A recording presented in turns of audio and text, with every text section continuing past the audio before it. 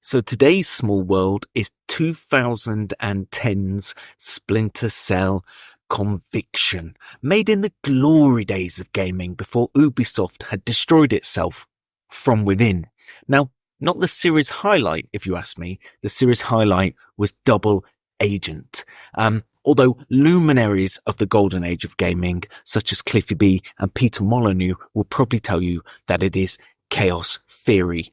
I remember when this came out, I didn't like it as much as the other Splinter Cell games, particularly Double Agent. And I believe I got the full 1,000 achievement points on Double Agent and got a much lower score on this one. In fact, let's fact check that. So you can see here, I did indeed get 1,000 achievement points back in February 2007. I was so young, so full of hope. And if we look at Splinter Cell Conviction,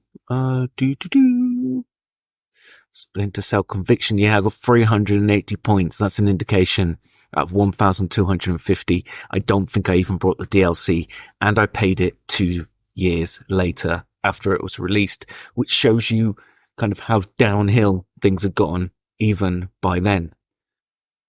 So for those of you that don't remember, this game was originally, I'm not sure, I have mixed feelings about this, telling you where to go by writing on a wall stuff. Anyway, this UI.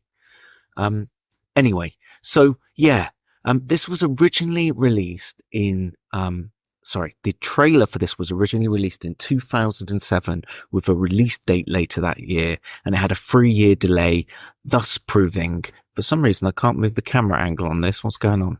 I don't think my controller is properly configured. Never mind. It doesn't matter. Let's start the car alarm. Oh, no, that didn't work either. There we go.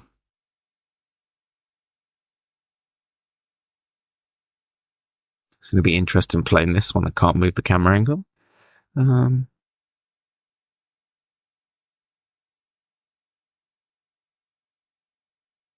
Yeah, come and get me, baby. Whoa, whoa, whoa. Ugh. Okay, we are going to have to resolve this situation before we move forwards.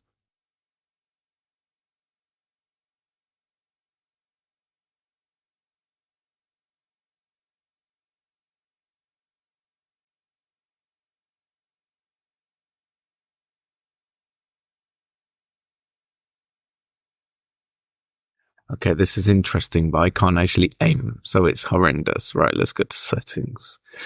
Gameplay options. Not gameplay options. Controller options. Use controller.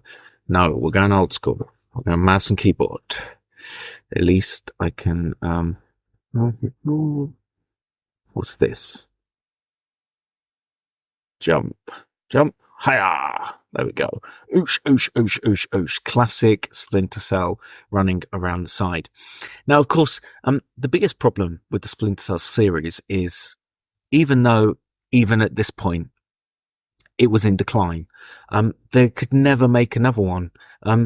Obviously the deal with stealth games is, what's crouch? Is that crouch? There we go.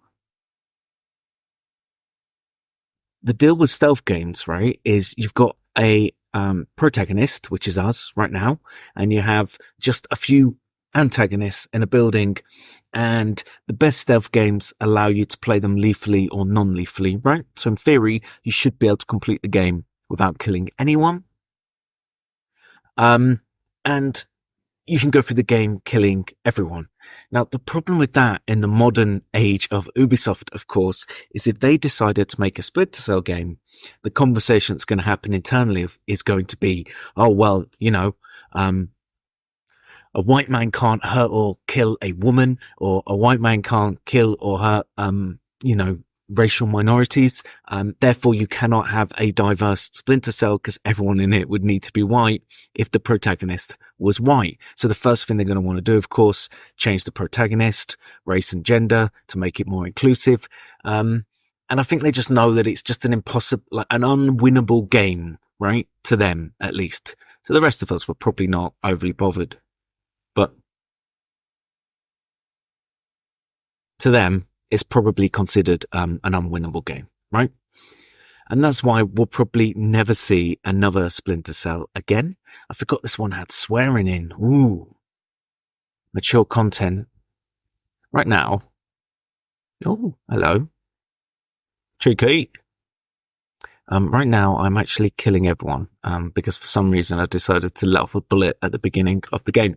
So, of course, the best stealth games have multiple ways in, right? So right now I'm going to climb a drain pipe, come across, and there's 2 window option, I guess. Space to close the window, C to pull someone out of it. Hiya! I guess that counts as a stealth kill. The big thing you can tell about this Splinter Cell Conviction between this one and the others, at least, is obviously this one is set on in a more civilian setting. Let's say Sam always used to work for the NSA, right? And he was always doing super secret sneaky stuff in super secret sneaky stuff style locations. And with this one, I guess they'd seen a lot of the Bourne movies and they wanted to make it a little bit more Bourne, maybe capitalize on the popularity of the movies at the time. In hindsight, I kind of feel like that was a bit of a mistake, right? It's kind of short-term gain, but I feel it was bad for the series in the long run. They obviously tried to return to the roots in the next version of the game, but the problem is by then in gaming, you're already hitting, you're kind of already hitting this whole games need to be more accessible, playable by everyone thing. And the truth is that stealth games kind of need to be hard, right? So when you make these overly easy stealth games, it just doesn't work. And yeah, even today, under these conditions, even today, under these conditions, right, just playing it now, I'm just not feeling it. I'm just not feeling it as a game. It's just like, this is the first level, right? And there's so many bad guys around. There's like the level's just a little bit too linear. I want it to feel a little bit more open world than this. I want to feel like there's more options. I feel like they kind of tried to bring in elements of,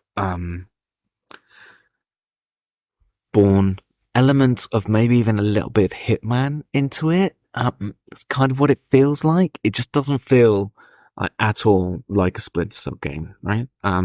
Is this guy just okay? I was a little bit worried that guy was just going to walk up to me.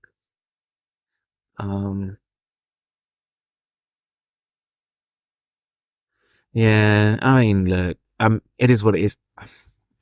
I feel like the general state of gaming was in decline by now anyway. Like I said, I can't even be bothered to play this. It's just not a good game. Um, I feel like the Xbox 360 was the golden age of gaming. It was just the right mix of, the games weren't too overly complicated to develop. They didn't need to worry about overly complicated graphics.